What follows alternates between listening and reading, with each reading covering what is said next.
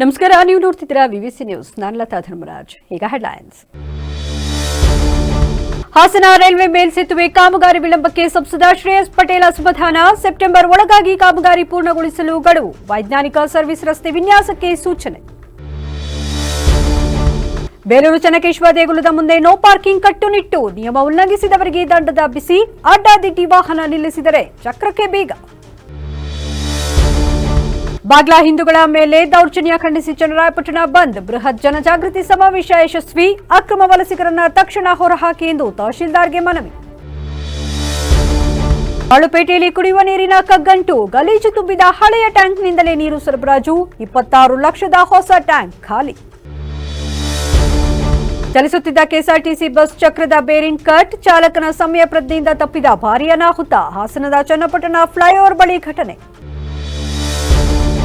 ಕೊಂಡಜ್ಜಿ ಗ್ರಾಮದ ರೈತರಲ್ಲಿ ಮಂದಹಾಸ. ಜಮೀನು ಮಂಜೂರು ಸಂತಸದ ವಿಷಯ. ಅಂಬೇಡ್ಕರ್ ಸೇವಾ ಸಮಿತಿ ಸಿಕ್ಕ ದೊಡ್ಡ ಗೆಲುವು ಎಂದು ಸಂದೇಶ್ ಮಾಹಿತಿ. ಸ್ವಂತ ಹಣದಲ್ಲಿ ರಸ್ತೆ ದುರಸ್ತಿ. 2 ಲಕ್ಷ ರೂಪಾಯಿ ವೆಚ್ಚದಲ್ಲಿ ಗುಂಡಿ ಮುಚ್ಚಿದ ಕಾಂಗ್ರೆಸ್ ಮುಖಂಡ. ಸಮಾಜಮುಖಿ ಕಾರ್ಯಕ್ಕೆ ಮುಂದಾದ ಆನಂದ್ ಗೌಡ.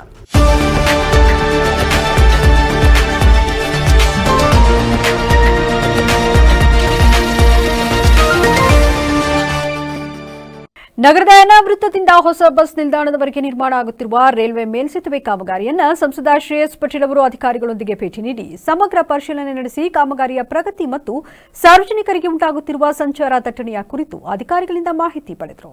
ಈ ಸಂದರ್ಭದಲ್ಲಿ ಸಂಸದ ಶ್ರೇಯಸ್ ಪಟೇಲ್ ಮಾತನಾಡಿ, ಅನಾವೃತದ ಬಲಭಾಗದಲ್ಲಿ ರೂಪಿಸಲಾಗಿರುವ ಸರ್ವಿಸ್ ರಸ್ತೆಯು ಅವೈಜ್ಞಾನಿಕ ವಿನ್ಯಾಸದಿಂದ ಕೂಡಿದ್ದು ವಾಹನ ಸವಾರರು ಹಾಗೂ ಪಾದಚಾರಿಗಳಿಗೆ ಭಾರೀ ಸಂಕಷ್ಟ ತಂದೊಡ್ಡಿದೆ. ಈ ಸಮಸ್ಯೆಯನ್ನು ತುರ್ತಾಗಿ ಸರಿಪಡಿಸಲು ಜಂಟಿ ಸರ್ವೆ ನಡೆಸಿ 1 ವಾರದೊಳಗೆ ವೈಜ್ಞಾನಿಕ ಪರಿಹಾರ ಕ್ರಮಗಳೊಂದಿಗೆ ವರದಿ ಸಲ್ಲಿಸುವಂತೆ ರೈಲ್ವೆ ಅಧಿಕಾರಿಗಳಿಗೆ ಕಟ್ಟುನಿಟ್ಟಿನ ನಿರ್ದೇಶನ ನೀಡಿರುವೆ. ಅಧಿಕಾರಿಗಳು ಈ ಮೊದಲು ಜೂನ್ 2026ರ ವೇಳೆಗೆ ಕಾಮಗಾರಿ ಪೂರ್ಣಗೊಳಿಸುವ ಭರವಸೆ ನೀಡಿದ್ರು. ಆದರೆ ಸದ್ಯದ ಕಾಮಗಾರಿ ಗತಿಯನ್ನು ಗಮನಿಸಿದರೆ ನಿಗದಿತ ಗಡುವಿನೊಳಗೆ ಕೆಲಸ ಮುಗಿಯುವುದು ಅನುಮಾನವಾಗಿದೆ. ಹೀಗಾಗಿ ಸಾರ್ವಜನಿಕರ ಹಿತದೃಷ್ಟಿಯಿಂದ ಜೂನ್ನಲ್ಲಿ ಸಾಧ್ಯವಾಗದಿದ್ದರೂ ಆಗಸ್ಟ್ ಅಥವಾ ಸೆಪ್ಟೆಂಬರ್ ವೇಳೆಗೆ ಯಾವುದೇ ಕಾರಣಕ್ಕೂ ಕಾಮಗಾರಿ ಪೂರ್ಣಗೊಳಿಸಿ ಸಂಚಾರಕ್ಕೆ ಅನುವು ಮಾಡಿಕೊಡಬೇಕು ಎಂದರು. ಅನುದಾನ ಕೊರತೆಯ ಕುರಿತು ಪ್ರತಿಕ್ರಿಯೆ ನೀಡಿದ ಅವರು, ರಾಜ್ಯ ಸರ್ಕಾರವು ತನ್ನ ಪಾಲಿನ 24 ಕೋಟಿ ರೂಪಾಯಿಗಳನ್ನು ಬಿಡುಗಡೆ ಮಾಡಿದ ಬಳಿಕ ಕೆಲಸವು ವೇಗ ಪಡೆದುಕೊಂಡಿದೆ. ಕೇವಲ ಮೇಲ್ಸೇತುವೆ ನಿರ್ಮಾಣ ಮಾಡುವುದಷ್ಟೇ ಉದ್ದೇಶವಲ್ಲ, ಈ ಪ್ರಕ್ರಿಯೆಯಲ್ಲಿ ಸುತ್ತಲಿನ ನಿವಾಸಿಗಳು ಮತ್ತು ಸಾರ್ವಜನಿಕರು ಎದುರಿಸುತ್ತಿರುವ ಸಮಸ್ಯೆಗಳಿಗೂ ಸ್ಪಂದಿಸುವುದು ನಮ್ಮ ಆದ್ಯತೆಯಾಗಿದೆ ಎಂದರು. ಇವತ್ತು ನಮ್ಮ ಎನ್ಆರ್ ಸರ್ಕಲ್ನ ಏನು ರೈಲ್ವೆ ಮೇಲ್ಸೇತುವೆ ಕಾಮಗಾರಿ ತ್ವರಿತಗತಿಯಲ್ಲಿ ನಡೀತಿದೆ, ಅದರ ಬಗ್ಗೆ ಒಂದಷ್ಟು ಸಣ್ಣ ಪುಟ್ಟ ಸಮಸ್ಯೆಯಲ್ಲಿ ಸ್ಥಳೀಯರು, ಹಾಗಾಗಿ ಇವತ್ತು ಖುದ್ದಾಗಿ ಬಂದು ಸ್ಥಳೀಯರ ಜೊತೆ ಅಹವಾಲನ್ನು ಕೇಳಿ ಸಂಬಂಧಪಟ್ಟ ಅಧಿಕಾರಿಗಳ ಜೊತೆ ಭೇಟಿ ಮಾಡಿ ಏನೇನಾಗಬೇಕು, ಯಾವಾಗ ಇದು ಕಂಪ್ಲೀಷನ್ ಆಗುತ್ತೆ ಅನ್ನೋದನ್ನ ಒಂದು ಪರಿಶೀಲನೆ ಮಾಡ್ತಾ ಇದ್ವಿ. ಬಹುಶಃ ನಮ್ಮ ರೈಲ್ವೆ ಇಲಾಖೆಯವರು ಜೂನ್ 2026ರಲ್ಲಿ ಮುಗಿಸ್ಕೊಡ್ತೀವಿ ಅಂತಾರೆ.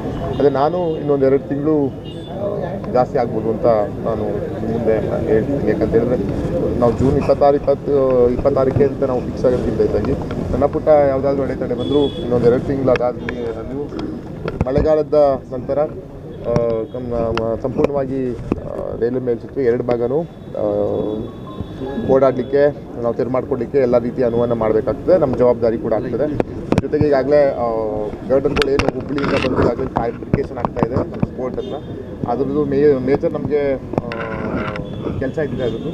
ಅದಾದಮೇಲೆ ಫ್ಯಾಬ್ರಿಕೇಷನ್ ಎಲ್ಲ ಅಸೆಂಬಲ್ ಆದಮೇಲೆ ಮತ್ತೆ ಒಂದು ಇನ್ಸ್ಪೆಕ್ಷನ್ಗೆ ಬಂದು ಅವರು ರಿಪೋರ್ಟ್ ಕೊಟ್ಟ ನಂತರ ಗರ್ಡನ್ ಫಿಕ್ಸ್ ಮಾಡುವಂಥದ್ದು ಏನು ಈ ಕಡೆ ಮಾಡಿದ್ದಾರೆ ರೈಟ್ ಸೈಡ್ಗೆ, ಅದೇ ರೀತಿ ಫಿಕ್ಸ್ ಮಾಡುವಂಥ ಕೆಲಸವನ್ನು ಅವರು ಮಾಡ್ತಾರೆ. ಜೊತೆಗೆ ಇಲ್ಲಿ ಸರ್ವಿಸ್ ರೋಡ್ ಲ್ಯಾಂಡಿಂಗ್ ವಿಷಯದ ಬಗ್ಗೆ ಸ್ಥಳೀಯರು ತಾಂತ್ರಿಕವಾಗಿ ಸರ್ ಅದು ಲ್ಯಾಂಡಿಂಗ್ ಈಗ ಅದು ಈಗಿರೋದಕ್ಕೆ ಅಲ್ಲಲ್ಲ, ಈಗ ಅದು ಆಗಲೇ ವಾಲ್ ಹಾಕಿ ಕೆಲಸ ಮಾಡಿಬಿಟ್ಟಿದ್ದಾರೆ. ಅವಾಗ ಮಾಡಬೇಕಾದ್ರೆ ನಾವು ಮನವಿ ಮಾಡಿ ಅಟ್ಲೀಸ್ಟು ಗಮನಕ್ಕೆ ತಂದಿದ್ರೆ ಮಾಡ್ಬೋದು. ಈಗ ನಾನು ಅದನ್ನೇ ಫೀಸಿಬಿಲಿಟಿ ಚೆಕ್ ಮಾಡಿ ಅಂತ ಒಂದು ಲೆಟರು ಸಹ ಕೊಟ್ಟಿದ್ದೀನಿ. ಇನ್ನೊಂದು 7 ಡೇಸಲ್ಲಿ ಆಗುಗಳು ಏನೇನು ಆಗ್ತದೆ, ಏನೇನು ಮಾಡ್ಬೋದು ಇದಕ್ಕೆ ಸಾರ್ವಜನಿಕರ ದೃಷ್ಟಿಯಿಂದ ಅಂದ್ಬಿಟ್ಟು ಒಂದು ಫೀಸಿಬಿಲಿಟಿ ಚೆಕ್ ಮಾಡಿಸೋಣ. ಅದರಲ್ಲಿ ವರದಿ ಏನು ಬರ್ತದೆ, ಸಾಧಕ ಬಾಧಕಗಳನ್ನ ಪರಿಶೀಲಿಸಿ ಸಂಬಂಧಪಟ್ಟ ಮೇಲಾಧಿಕಾರಿಗಳು ಗಮನಕ್ಕೆ ತಗೊಬಂದು. ಶ್ರೀ ಚೆನ್ನಕೇಶವ ದೇಗುಲದ ಮುಂಭಾಗದಲ್ಲಿ ನೋ ಪಾರ್ಕಿಂಗ್ ನಾಮಫಲಕ ಅಳವಡಿಸಲಾಗಿದ್ದರೂ ಸಹ ಕೆಲ ಸ್ಥಳೀಯರು ಹಾಗೂ ಪ್ರವಾಸಿಗರು ದೇಗುಲದ ಮುಂಭಾಗದಲ್ಲಿ ವಾಹನಗಳನ್ನು ನಿಲ್ಲಿಸುತ್ತಿರುವುದು ಕಂಡುಬಂದಿದ್ದು, ಈ ಹಿನ್ನೆಲೆಯಲ್ಲಿ ಜಿಲ್ಲಾಧಿಕಾರಿಗಳ ಸೂಚನೆ ಮೇರೆಗೆ ಸ್ಥಳದಲ್ಲೇ ಕಟ್ಟುನಿಟ್ಟಿನ ಕ್ರಮ ಕೈಗೊಳ್ಳಲಾಯಿತು. ನಿಯಮ ಉಲ್ಲಂಘಿಸಿ ವಾಹನಗಳನ್ನು ನಿಲ್ಲಿಸಿದ ವಾಹನಗಳ ಟೈರ್ಗಳಿಗೆ ಇಂಟರ್ಲಾಕ್ ಹಾಕಿ ವಾಹನ ಚಾಲಕರಿಗೆ ₹500 ದಂಡ ವಿಧಿಸಿ ರಶೀದಿ ವಿಧಿಸಲಾಯಿತು. ಈ ಕ್ರಮದಿಂದ ದೇಗುಲದ ಮುಂಭಾಗ ವಾಹನ ಸಂಚಾರಕ್ಕೆ ಅಡಚಣೆ ಆಗದಂತೆ ಹಾಗೂ ಭಕ್ತರಿಗೆ ಸುಗಮ ಸಂಚಾರ ವ್ಯವಸ್ಥೆ ಕಲ್ಪಿಸುವ ಉದ್ದೇಶ ಹೊಂದಲಾಗಿದೆ. ಮುಂದಿನ ದಿನಗಳಲ್ಲಿ ನೋ ಪಾರ್ಕಿಂಗ್ ನಿಯಮ ಉಲ್ಲಂಘನೆ ಮುಂದುವರೆದರೆ ಇನ್ನೂ ಕಠಿಣ ಕ್ರಮ ಕೈಗೊಳ್ಳಲಾಗುವುದು ಎಂದು ದಂಡಾಧಿಕಾರಿ ಶ್ರೀಧರ್ ಕಂಕನವಾಡಿ ಹಾಗೂ ಪೊಲೀಸ್ ವೃತ್ತ ನಿರೀಕ್ಷಕ ರೇವಣ್ಣ ಎಚ್ಚರಿಕೆ ನೀಡಿದ್ದಾರೆ. ಇನ್ನು ಈ ಕುರಿತು ವೃತ್ತ ನಿರೀಕ್ಷಕ ರೇವಣ್ಣ ಮಾತನಾಡಿದರು. ಶ್ರೀ ಚೆನ್ನಕೇಶ್ವರ ದೇಗುಲದ ಮುಂಭಾಗ ಅಕ್ರಮವಾಗಿ ವಾಹನ ನಿಲ್ಲಿಸುವುದರಿಂದ ಸಾರ್ವಜನಿಕರಿಗೆ ಸಾಕಷ್ಟು ತೊಂದರೆಯಾಗುತ್ತಿದೆ. ಕೆಲ ವಾಹನ ಚಾಲಕರು ಎಲ್ಲೆಂದರಲ್ಲಿ ಅಡ್ಡಾದಿಡ್ಡಿಯಾಗಿ ವಾಹನಗಳನ್ನು ನಿಲ್ಲಿಸಿ ಸ್ಥಳೀಯರು ಹಾಗೂ ಭಕ್ತರು ಓಡಾಡಲು ಸಮಸ್ಯೆ ಸೃಷ್ಟಿಸುತ್ತಿದ್ದಾರೆ. ಈ ವಿಷಯ ಜಿಲ್ಲಾಧಿಕಾರಿಗಳ ಗಮನಕ್ಕೆ ಬಂದ ಹಿನ್ನೆಲೆಯಲ್ಲಿ ದೇಗುಲ ವೀಕ್ಷಣೆಗೆ ಬರುವ ವಾಹನಗಳನ್ನು ದೇಗುಲದ ಹಿಂಭಾಗದಲ್ಲಿ ನಿಲ್ಲಿಸುವಂತೆ ಸೂಚನೆ ನೀಡಲಾಗಿತ್ತು.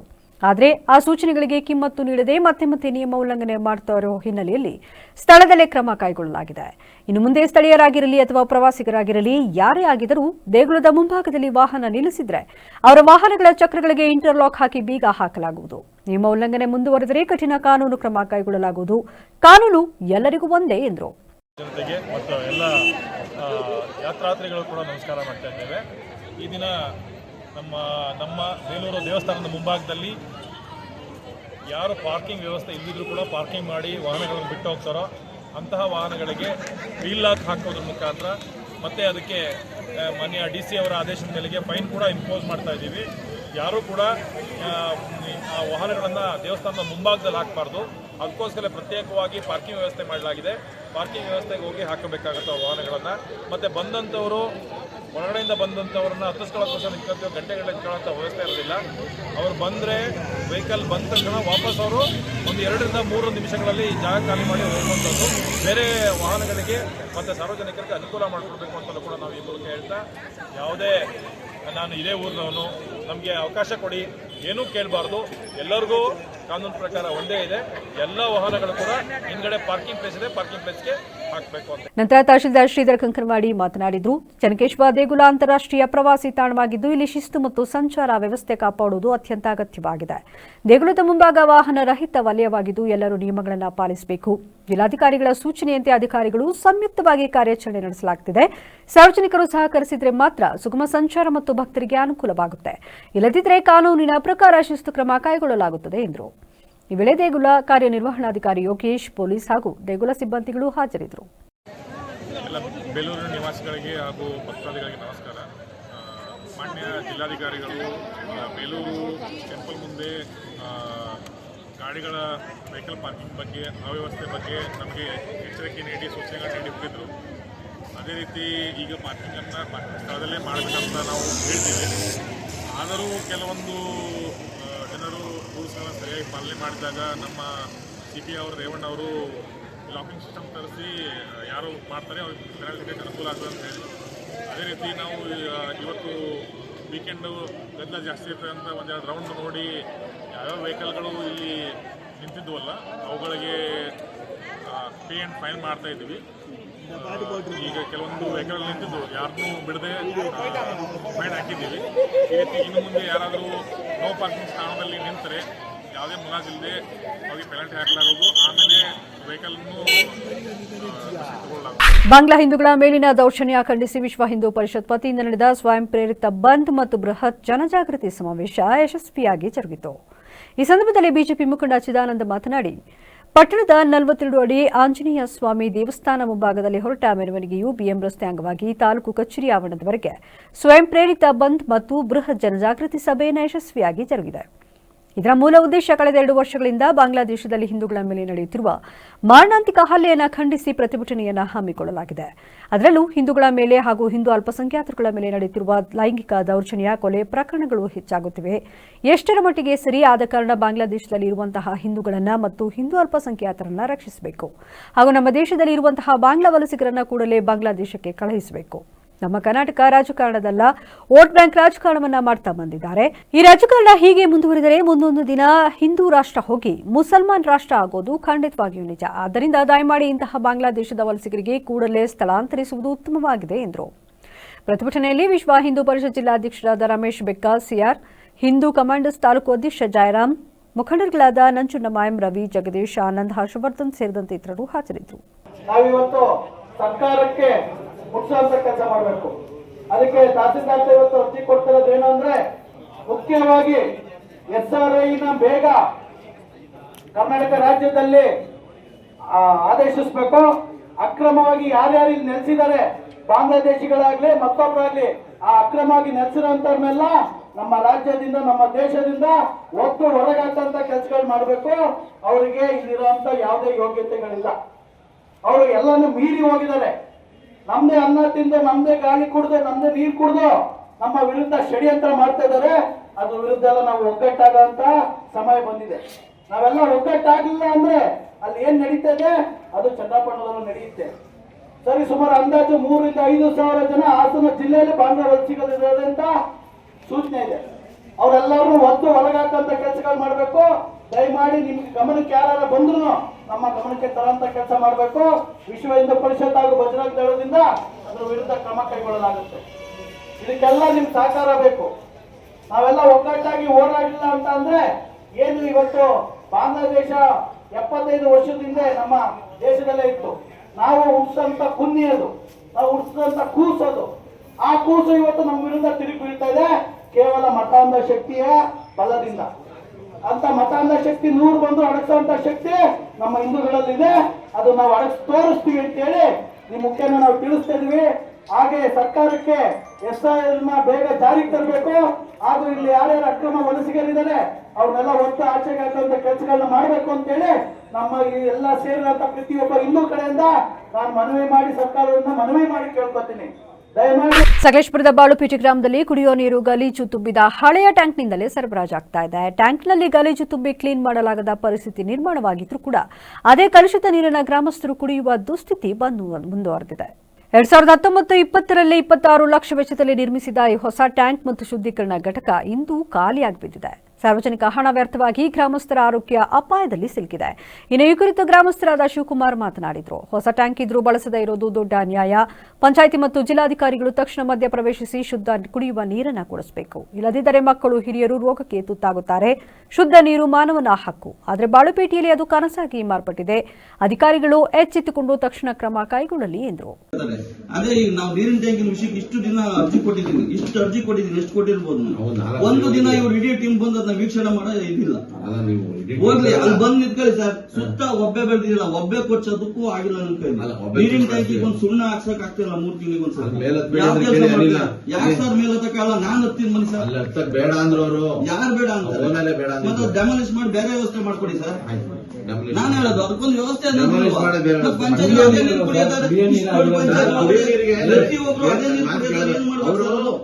ಕ್ಲೀನ್ ಮಾಡಕ್ ಬಿಡ್ತಾ ಇಲ್ಲ ಸರ್. ಅವ್ರು ಬಿಡಾಕಿ ಅವ್ರು ನಿಮಗೆ ವಾರ್ನ್ ಮಾಡಿರ್ಬೋದು. ಅವ್ರ ಸ್ವಂತ ಜಾಗದಲ್ಲಿ ಇದೆ, ಅವ್ರು ಮುಗ್ದೋಯ್ತು. ಮುಗ್ದೋರ್ ನಾವ್ ಹಂಗಾರೆ ಅದನ್ನೇ ಕುಡಿಬೇಕಂದ್ರೆ ಇನ್ನ ಟ್ಯಾಂಕಿ ಬೇಡ ಅಂದ್ರೆ ಡೈರೆಕ್ಟ್ ಮಾಡ್ತೀವಿ. ಪರ್ಯಾಯ ವ್ಯವಸ್ಥೆ ಸ್ವಲ್ಪ ಸರ್, ಪರ್ಯಾಯ ವ್ಯವಸ್ಥೆ ಅಂತಾನೆ ಇದ್ದಕ್ಕಿದ್ದಂಗೆ ಇಡೀ ನೀರಿನ ವ್ಯವಸ್ಥೆನ ಪರ್ಯಾಯ ವ್ಯವಸ್ಥೆ ನಾವು ಕೊಟ್ಟು 2 ವರ್ಷದ ಮೇಲೆ ನನಗೆ ಗೊತ್ತಿಲ್ಲ. ನೀವು ಕೊಟ್ಟರೆ ಒಂದು 6 ತಿಂಗಳಾಗಿದೆ. ನಾವು ಆಗ 2 ವರ್ಷದಿಂದ ಒಂದ್ಸತಿ ಕೊಟ್ಟಾಗ ಒಂದ್ಸತಿ ಸುಣ್ಣ ಹಾಕಿ ಕ್ಲೀನ್ ಮಾಡಿದ್ವಿ. ಅದಾದ್ಮೇಲೆ ಅದೇ ಲಾಸ್ಟ್ ಟೈಮ್ ಅದು ಕೊಟ್ರೆ ಮತ್ತೆ ಇವತ್ತಿನವರೆಗೂ ಸುಣ್ಣನೆ ಕಂಡಿಲ್ಲ ನೀರು. ಆ ನೀರು ಹುಳ ಬರ್ತವೆ ಸರ್ ನೀರಾಟದಲ್ಲಿ. ಹೋಗಿ ಬನ್ನಿ ಸರ್, ಕುಡಿಯೋ ಯೋಗ್ಯತೆ ಇದೆ ನೋಡಿ ತೋರಿಸಿ ಸರ್ ನೀರದ ಟ್ಯಾಂಕ್ ಬಡ್ಡ ಬನ್ನಿ ಇಡೀ ಟೀಮ್ ಮೀಟಿಂಗ್ ಮಾಡ್ತಾ ಇರಲ್ಲ. ಬನ್ನಿ ಅಲ್ಲಿ ಕೂತ್ಕೊಂಡು ನಿಂತ್ಕೊಂಡು ನೋಡಿ. ಟ್ಯಾಂಕ್ ಇದು ನಾನು ನೋಡ್ತೀನಿ, ಕ್ಲಿಯರ್ ಮಾಡಿಸ್ತೀನಿ. ನಮ್ಮ ಒಳಗಡೆ ಇಳಿದು ಕ್ಲೀನ್ ಮಾಡಕ್ಕೆ ನಾವು ಜನ ಏನ್ ಮಾಡ್ತಿರೋ ಗೊತ್ತಿಲ್ಲ. ನಾವು ನಿಮ್ಮ ಹತ್ರ ಬೇರೆ ಏನು ಕೇಳ್ತಾ ಇಲ್ಲ. ನೀವು ನೋಡಿ ಗಾಳಿ ಬೆಳಕು ಏಕಪಕ್ಷೀಯವಾಗಿ ಮಾತಾಡಬೇಡಿ. ಈಗ ನೀವು ಬಗ್ಗೆ ನೀವು ಗಮನ ಈ ಪೇಪರ್ ಬಿಟ್ಟು ಬೇರೆ ಮಾತಾಡಿ ಸರ್. ನಾನು ಹೇಳ್ತಿರೋದು ವಾಸ್ತವಿಕವಾಗಿ ಸಮಸ್ಯೆಗಳು. ನಾನು ಟ್ಯಾಂಕ್ ರೆಡಿ ಮಾಡೋದು ಸಹಿತ ಸ್ಟಾರ್ಟಿಂಗ್ ಕೆಲಸ ಆಯ್ತು. ಬೇಡ ಅಂದ್ರು ಏನ್ ಮಾಡೋದು, ಅವರೇ ಬೇಡ ಅಂದ್ರು. ಏನ್ ಮಾಡೋಣ ಹೇಳಿ. ನಾನು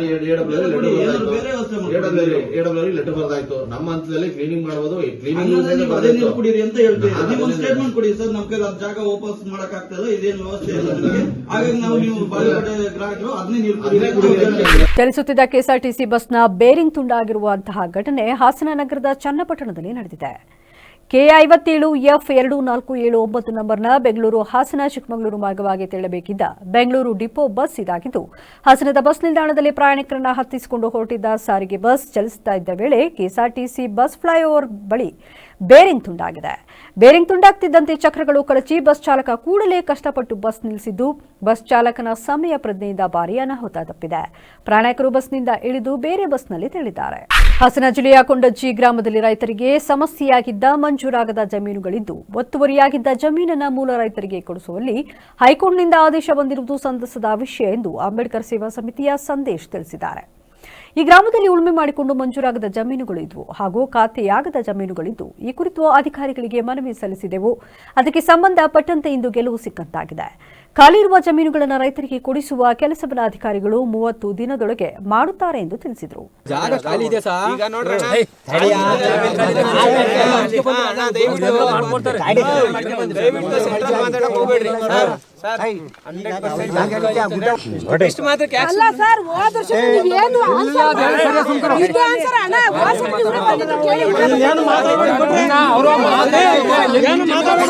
ಸರ್, ಹಾಸನ ಜಿಲ್ಲೆ ಕೊಂಡಜ್ಜಿ ಗ್ರಾಮ. ಈ ಗ್ರಾಮದಲ್ಲಿ ರೈತರದು ತುಂಬ ಸಮಸ್ಯೆ ಇತ್ತು. ಅಂದರೆ ಉಳುಮೆ ಮಾಡಿಕೊಂಡು ಮಂಜೂರಾಗದಿರ ಇರೋಂಥ ಒಂದಷ್ಟು ಜಮೀನುಗಳಿತ್ತು. 53, 57 ಅರ್ಜಿಗಳು ಹಾಕಿರೋಂಥ ಜಮೀನುಗಳಿತ್ತು. ಮತ್ತು ಇದೇ ಜಮೀನುಗಳಿಗೆ ಒಂದಷ್ಟು ಜನಕ್ಕೆ ಸಾಗುವಳಿ ಚೀಟಿ ಕೊಟ್ಟು ಖಾತೆ ಆಗಿರೋ ಜಮೀನುಗಳು ಇತ್ತು. ಇದಕ್ಕೆ ಸಂಬಂಧಪಟ್ಟಾಗ ನಾವು ಅರ್ಜಿ ಹಾಕಿದ್ವಿ. ಯಾರ್ಯಾರು ಖಾತೆ ಆಗೈತೋ ಇವ್ರಿಗೆಲ್ಲ ಜಮೀನು ನೀವು ಬಿಡಿಸ್ಕೊಡ್ಬೇಕು, ಬೇರೆಯವರು ಒತ್ತುವರಿ ಮಾಡ್ಕೊಂಡಿದ್ದಾರೆ ಅಂತ. ಅದಕ್ಕೆ ಸಂಬಂಧಪಟ್ಟಂಗೆ ಅಧಿಕಾರಿಗಳು ಬಂದರು. ಅಧಿಕಾರಿಗಳ ಸಮ್ಮುಖದಲ್ಲಿ ಬೇರೆ ರೈತರಿಗೂ ಅನ್ಯಾಯ ಆಗೋದು ಬೇಡ, ಯಾರು ಇವಾಗ ಪೊಸಿಷನಲ್ಲಿದ್ದಾರೋ ಆ ರೈತರಿಗೂ ಅನ್ಯಾಯ ಆಗೋದು ಬೇಡ. ಇವ್ರಿಗೆ ಏನು ಸಾಗುವಳಿ ಆಗಿತ್ತೋ, ಯಾರು ಜಮೀನು ಮಂಜೂರಾಗೋಯ್ತೋ ಇವ್ರಿಗೆ ಹೈಕೋರ್ಟ್ ಆದೇಶದ ಪ್ರಕಾರ ಎಲ್ಲಿ ಜಮೀನು ಬರ್ತೈತೋ ಅಲ್ಲಿ ಬಿಡಿಸ್ಕೊಡೋದಕ್ಕೆ ಹೈಕೋರ್ಟಿಂದ ಆದೇಶ ಆಗೈತೆ. ಅದಕ್ಕೆ ಸಂಬಂಧಪಟ್ಟಂಗೆ ಇವತ್ತು RIVA ಮತ್ತು ಸರ್ವೇಯರ್ಸು ಇವರೆಲ್ಲ ಒಪ್ಕೊಂಡೋಗಿದ್ದಾರೆ. ಇದು ಅಂಬೇಡ್ಕರ್ ಸೇವಾ ಸಮಿತಿಗೆ ಸಿಕ್ಕಂತಹ ಒಂದು ದೊಡ್ಡ ಗೆಲುವು. ಮತ್ತು ಇನ್ನು ಕೇವಲ ಒಂದು 30 ದಿನದಲ್ಲಿ ಇವ್ರಿಗೆ ಜಮೀನುಗಳು ಇಲ್ಲಿ ಮೆನ್ಷನ್ ಮಾಡಿ ಎಲ್ಲೆಲ್ಲಿ ಬರ್ತೈತೆ ಅಂತ ಹೇಳ್ಬಿಟ್ಟು ಖಾಲಿ ಇರೋ ಜಮೀನುಗಳು ಮೆನ್ಷನ್ ಮಾಡಿ ಪಾಪ ರೈತರಿಗೆ ಕೊಡೋ ಅಂಥ ಕೆಲಸನ ನಮ್ಮ ತಾಲೂಕು ಅಧಿಕಾರಿಗಳು ಮತ್ತು RIVA ಇವರೆಲ್ಲ ಮಾಡ್ತಾರೆ. ಒಂದು ಅರ್ಜಿ ಹಾಕಿದ್ದಕ್ಕೆ ಮತ್ತು ಒಂದಷ್ಟು ಜನಕ್ಕೆ ಒಂದು 11 ಜನ ರೈತರಿಗೆ ಸುಮಾರು ಒಂದು 25-26 ಎಕರೆ ತನಕ ಜಮೀನು. ಎಷ್ಟು ಎಕರೆನಾ ಟೋಟಲ್ಲು? 30 ಚಿಲ್ಲರೆ, ಒಂದಷ್ಟು ಎಕರೆ ಜಮೀನು ಇವತ್ತು ಬಿಡಿಸ್ಕೊಡೋ ಅಂಥ ಕೆಲಸಕ್ಕೆ ಸಂಬಂಧಪಟ್ಟಂಗೆ ಅಧಿಕಾರಿಗಳು ಬಂದಿದ್ದಾರೆ. ಇನ್ನು ಕೇವಲ 30 ದಿನದಲ್ಲೇ ಎಲ್ಲ ಬಡವರಿಗೂ ಜಮೀನು ಬಿಡಿಸುವಂಥ ಕೆಲಸ. ಸರ್ಕಾರದ ಅನುದಾನಕ್ಕಾಗಿ ಕಾಯುತ್ತಾ ಕುಳಿತುಕೊಳ್ಳುವ ಇಂದಿನ ದಿನಗಳಲ್ಲಿ ಸಾರ್ವಜನಿಕರ ಹಿತದೃಷ್ಟಿಯಿಂದ ತಮ್ಮ ಸ್ವಂತ ಹಣ ವ್ಯಯಿಸಿ ರಸ್ತೆ ದುರಸ್ತಿ ಮಾಡುವ ಮೂಲಕ ಚನ್ನರಾಯಪಟ್ಟಣ ತಾಲೂಕು ಕಾಂಗ್ರೆಸ್ ಮುಖಂಡ ದಿಂಡಗೂರು ಆನಂದ್ ಗೌಡ ಅವರು ಮಾದರಿಯಾಗಿದ್ದಾರೆ. ತಾಲೂಕಿನ ಕಸ್ಬಾ ಹೋಬಳಿ ದಿಂಡಗೂರು ಗ್ರಾಮದ ಬಳಿ ಹಾದು ಹೋಗಿರುವ ಹೇಮಾವತಿ ಎಡದಂಡೆ ನಾಲೆಯ ಸೇತುವೆ ಸಮೀಪ ಮಳೆ ನೀರು ನಿಂತು ರಸ್ತೆ ಸಂಪೂರ್ಣ ಹದಗೆಟ್ಟಿತ್ತು. ಇದರಿಂದಾಗಿ ಸುಪ್ರಸಿದ್ಧ ಸಂಧ್ಯಮ್ಮ ದೇವಾಲಯಕ್ಕೆ ತೆರಳುವ ಭಕ್ತರಿಗೆ ಹಾಗೂ ದಿಂಡಗೂರು, ಸಾತೇನಹಳ್ಳಿ, ದೇವಗೆರೆ, ಕಲ್ಕೆರೆ ಗ್ರಾಮಗಳ ನಿವಾಸಿಗಳಿಗೆ ಸಂಚಾರ ತೀವ್ರ ದುಸ್ತರವಾಗಿತ್ತು. ಈ ಬಗ್ಗೆ ಲೋಕೋಪಯೋಗಿ ಇಲಾಖೆ ಹಾಗೂ ಕಾವೇರಿ ನೀರಾವರಿ ನಿಗಮಕ್ಕೆ ಸಾರ್ವಜನಿಕರು ಹಲವು ಬಾರಿ ಮನವಿ ಮಾಡಿದ್ರೂ ಯಾವುದೇ ಪ್ರಯೋಜನವಾಗಿರಲಿಲ್ಲ. ಗ್ರಾಮಸ್ಥರ ಈ ಸಮಸ್ಯೆಯನ್ನು ಮನಗಂಡ ಉದ್ಯಮಿ ಆನಂದ್ ಗೌಡ ಅವರು ತಕ್ಷಣವೇ ಸ್ಪಂದಿಸಿ ಸುಮಾರು 2 ಲಕ್ಷ ರೂಪಾಯಿ ಸ್ವಂತ ಹಣ ವ್ಯಯಿಸಿ ಕೆಸರುಮಯವಾಗಿದ್ದ ಜಾಗದಲ್ಲಿ ಕಾಂಕ್ರೀಟ್ ರಸ್ತೆ ನಿರ್ಮಿಸಿಕೊಟ್ಟಿದ್ದಾರೆ. ಈ ಕಾರ್ಯದಿಂದಾಗಿ ನಿತ್ಯ ಸಂಚರಿಸುವ 10ಕ್ಕೂ ಹೆಚ್ಚು ಶಾಲಾ ವಾಹನಗಳಿಗೆ ಹಾಗೂ ಸಾರ್ವಜನಿಕರಿಗೆ ದೊಡ್ಡ ನೆಮ್ಮದಿ ಸಿಕ್ಕಂತಾಗಿದೆ. 6 ವರ್ಷಗಳಿಂದ ಈ ರೋಡಲ್ಲಿ ತುಂಬಾ ಸಮಸ್ಯೆಗಳಿದ್ವು. ನಾವು ಇದನ್ನ ಗಮನಕ್ಕೆ ತಂದು ಶಾಸಕರ ಗಮನಕ್ಕೂ ತಂದಿದ್ವಿ, ಮತ್ತೆ ಇಲ್ಲಿನ ಜನಪ್ರತಿನಿಧಿಗಳು ಗಮನಕ್ಕೂ ತಂದಿದ್ವಿ. ಮಳೆಗಾಲದಲ್ಲಂತೂ ಇಲ್ಲಿ ಓಡಾಡಕ್ಕೂ ಆಗ್ತಿರ್ಲಿಲ್ಲ. ಆಮೇಲೆ ಬರೀ ಸಾತೇನಹಳ್ಳಿ, ಕಲ್ಕೆರೆ ಮಾತ್ರ ಅಲ್ಲ, ಅಲ್ಲಿ ನುಗ್ಗೇಹಳ್ಳಿ ಭಾಗದಿಂದ ಹಿಡಿದು ಅಷ್ಟೂ ಮಕ್ಕಳು ಸ್ಕೂಲ್ ವ್ಯಾನ್ಗಳೆಲ್ಲ ಇಲ್ಲಿ ಹೋಗ್ಲೇಬೇಕಿತ್ತು. ಮತ್ತೆ ರೈತರಿಗೆ ಎಷ್ಟು ಕಷ್ಟ ಆಗ್ತಿತ್ತು ಅಂತಂದ್ರೆ, ಒಂದು ಕಬ್ಬು ಲೋಡ್ ಮಾಡ್ಬೇಕಾದ್ರೆ ಎಷ್ಟೋ ಸತಿ ಇಲ್ಲಿ ಟ್ರ್ಯಾಕ್ಟರ್ ಅನ್ಲೋಡ್ ಮಾಡ್ಬೇಕಾದ್ರೆ ಭಾರಿ ಸಮಸ್ಯೆ ಆಗ್ತಿತ್ತು. ಏನಾದ್ರು ಇದು ರೈತರಿಗೆ ಏನಾದ್ರು ಅವರು ತರಕಾರಿಗಳಾಗಲಿ ಮತ್ತು ಹಾಲಿನ ಕ್ಯಾನ್ಗಳು ಇಷ್ಟೂ ಜನಕ್ಕೂ ಕೂಡ ತುಂಬ ತೊಂದರೆ ಆಗ್ತಿತ್ತು. ಈ ಸಂಬಂಧಪಟ್ಟಾಗಿ ನಾವು ಮೊನ್ನೆ ಜನಸ್ಪಂದನ ಕಾರ್ಯಕ್ರಮದಲ್ಲಿ ಮಾನ್ಯ ಉಸ್ತುವಾರಿ ಸಚಿವರಾದ ಕೃಷ್ಣ ಬೈರೇಗೌಡರ ಹತ್ರ ನಾವು ಅರ್ಜಿ ಸಲ್ಲಿಸಿದ್ವಿ. ಆ ಟೈಮ್ನಲ್ಲಿ ಅದಾದಮೇಲೆ ನಾನು ಆನಂದಣ್ಣರ ಹತ್ರ ಗಮನಕ್ಕೆ ತಂದಿರೋಣ, ಹಿಂಗಾಗಿದೆ ಈ ಥರದಿದ್ದಾಗ ನೋಡಿ, ಈಗ ಅದು ಪ್ರೋಸೆಸ್ ಇದು 3 ಇಲಾಖೆಗಳು ಸೇರಿ ಮಾಡೋಂಥ ಕೆಲಸಗಳಿದು. ಇಲ್ಲಿ PW ಇಲಾಖೆ ಬರಬೇಕು, ಮತ್ತು ಲೋಕೋಪಯೋಗಿ ಇಲಾಖೆ, ಮತ್ತು ನಬಾರ್ಡ್, ಇದು ಹೇಮಾವತಿ ನಾಲೆ, ಇಷ್ಟು ಸೇರ್ ಮಾಡಬೇಕು. ಇಷ್ಟು ಮಾಡ್ಕೊಳ್ಳೋದಕ್ಕೆ ಇನ್ನೂ 1 ವರ್ಷ ಟೈಮ್ ತಗೊಳುತ್ತೆ. ಆಗ ಈ ಸದ್ಯದ ಪರಿಸ್ಥಿತಿನಲ್ಲಿ ಈಗ ಏನು ಅನುಕೂಲ ಆಗಬೇಕು ಅಷ್ಟಕ್ಕೆ ನಾವು ಅದನ್ನು ಮಾಡಿಕೊಟ್ಟು ಮುಂದಿನ ದಿನಗಳಲ್ಲಿ ನಾವು ಸರ್ಕಾರಕ್ಕೆ ಎಚ್ಚರಿಸುವಂಥ ನಾವು ಕೆಲಸ ಮಾಡೋಣ. ಇದರಲ್ಲಿ ಜನಪ್ರತಿನಿಧಿಗಳಾಗಿದೆ, ಈಗ ಮಾನ್ಯ ಶಾಸಕರು ಕೂಡ ಇದ್ರ ಮೂಲಕ ಅವರು ಗಮನ ಹರಿಸಿ ಇಷ್ಟು ಇದು ಹಳ್ಳಿಗಳಿಗೆ ಅನುಕೂಲ ಆಗಂತ ಕೆಲಸಗಳಿಗೆ ಇವರು ಒಂದು ಮೊದಲ ಹೆಜ್ಜೆ ಇಟ್ಟಿದ್ದಾರೆ. ಹಾಗಾಗಿ ಇಷ್ಟೂ ನಮ್ಮ ಊರಿನ ಗ್ರಾಮಸ್ಥರು, ಸುತ್ತಮುತ್ತಲ ಗ್ರಾಮಸ್ಥರು ಕೂಡ ಇವರಿಗೆ ನಾವು ಚಿರಋಣಿಗಳಾಗಿರ್ಬೇಕು ಅಂತ ನಾನು ಈ ಮೂಲಕ ಕೇಳ್ಕೊಳ್ತೀನಿ. ಈ ಥರದ ಒಂದು ಸಾಮಾಜಿಕ ಕಾರ್ಯಗಳನ್ನು ನಡೆಸುವಂಥ ಶಕ್ತಿ ಮತ್ತು ಧೈರ್ಯವನ್ನು, ಆತ್ಮಸ್ಥೈರ್ಯವನ್ನು ಆ ಭಗವಂತ ಇವರಿಗೆ ಕೊಡಲಿ. ಮತ್ತು ಜನತೆಗಳು ಕೂಡ ಇವರಿಗೆ ಕೈ ಹಿಡಿದು ನಡೆಸುವಂಥ ಕೆಲಸಗಳು ಆಗಲಿ. ಮುಂದಿನ ದಿನಗಳ ಇವರು ಹೆಚ್ಚೆಚ್ಚು ಅಧಿಕಾರಿಗಳನ್ನು ವಹಿಸಿಕೊಂಡು ಒಂದು ರಾಜಕಾರಣದ ಚುಕ್ಕಾಣಿಯನ್ನು ಹಿಡ್ಕೊಂಡು ನಮಗೆ ಇಷ್ಟು ಜನಕ್ಕೆ ಅನುಕೂಲಕರವಾಗಿರಲಿ ಅಂತ ಈ ಮೂಲಕ ನಾನು ಬಯಸ್ತೀನಿ. ನಮಸ್ಕಾರ. ಈಗ ಮತ್ತೊಮ್ಮೆ ಹೆಡ್ಲೈನ್ಸ್. ಹಾಸನ ರೈಲ್ವೆ ಮೇಲ್ಸೇತುವೆ ಕಾಮಗಾರಿ ವಿಳಂಬಕ್ಕೆ ಸಂಸದ ಶ್ರೇಯಸ್ ಪಟೇಲ್ ಅಸಮಾಧಾನ. ಸೆಪ್ಟೆಂಬರ್ ಒಳಗಾಗಿ ಕಾಮಗಾರಿ ಪೂರ್ಣಗೊಳಿಸಲು ಗಡುವು. ವೈಜ್ಞಾನಿಕ ಸರ್ವಿಸ್ ರಸ್ತೆ ವಿನ್ಯಾಸಕ್ಕೆ ಸೂಚನೆ. ಬೇಲೂರು ಚೆನ್ನಕೇಶವ ದೇಗುಲದ ಮುಂದೆ ನೋ ಪಾರ್ಕಿಂಗ್ ಕಟ್ಟುನಿಟ್ಟು. ನಿಯಮ ಉಲ್ಲಂಘಿಸಿದವರಿಗೆ ದಂಡದ ಬಿಸಿ. ಅಡ್ಡಾದಿಡ್ಡಿ ವಾಹನ ನಿಲ್ಲಿಸಿದರೆ ಚಕ್ರಕ್ಕೆ ಬೀಗ. ಬಾಗ್ಲಾ ಹಿಂದೂಗಳ ಮೇಲೆ ದೌರ್ಜನ್ಯ ಖಂಡಿಸಿ ಚನ್ನರಾಯಪಟ್ಟಣ ಬಂದ್. ಬೃಹತ್ ಜನಜಾಗೃತಿ ಸಮಾವೇಶ ಯಶಸ್ವಿ. ಅಕ್ರಮ ವಲಸಿಗರನ್ನ ತಕ್ಷಣ ಹೊರಹಾಕಿ ಎಂದು ತಹಶೀಲ್ದಾರ್ಗೆ ಮನವಿ. ಬಾಳುಪೇಟೆಯಲ್ಲಿ ಕುಡಿಯುವ ನೀರಿನ ಕಗ್ಗಂಟು. ಗಲೀಜು ತುಂಬಿದ ಹಳೆಯ ಟ್ಯಾಂಕ್ನಿಂದಲೇ ನೀರು ಸರಬರಾಜು. 26 ಲಕ್ಷದ ಹೊಸ ಟ್ಯಾಂಕ್ ಖಾಲಿ. ಚಲಿಸುತ್ತಿದ್ದ ಕೆಎಸ್ಆರ್ಟಿಸಿ ಬಸ್ ಚಕ್ರದ ಬೇರಿಂಗ್ ಕಟ್. ಚಾಲಕನ ಸಮಯ ಪ್ರಜ್ಞೆಯಿಂದ ತಪ್ಪಿದ ಭಾರೀ ಅನಾಹುತ. ಹಾಸನದ ಚನ್ನಪಟ್ಟಣ ಫ್ಲೈಓವರ್ ಬಳಿ ಘಟನೆ. ಕೊಂಡಜ್ಜಿ ಗ್ರಾಮದ ರೈತರಲ್ಲಿ ಮಂದಹಾಸ. ಜಮೀನು ಮಂಜೂರು ಸಂತಸದ ವಿಷಯ. ಅಂಬೇಡ್ಕರ್ ಸೇವಾ ಸಮಿತಿ ಸಿಕ್ಕ ದೊಡ್ಡ ಗೆಲುವು ಎಂದು ಸಂದೇಶ್ ಮಾಹಿತಿ. ಸ್ವಂತ ಹಣದಲ್ಲಿ ರಸ್ತೆ ದುರಸ್ತಿ. 2 ಲಕ್ಷ ರೂಪಾಯಿ ವೆಚ್ಚದಲ್ಲಿ ಗುಂಡಿ ಮುಚ್ಚಿದ ಕಾಂಗ್ರೆಸ್ ಮುಖಂಡ. ಸಮಾಜಮುಖಿ ಕಾರ್ಯಕ್ಕೆ ಮುಂದಾದ ಆನಂದ್ ಗೌಡ. ಇದಾಗಿತ್ತು ಇವರೆಗಿನ ನ್ಯೂಸ್ ಅಪ್ಡೇಟ್ಸ್. ನಿರಂತರ ಸುದ್ದಿಗಾಗಿ ನೋಡ್ತಾರೆ ವಿವಿಸಿ ನ್ಯೂಸ್. ಇದು ಜನರ ಧ್ವನಿ. ಸತ್ಯದ ಕಡೆ ನಮ್ಮ ನಡೆ.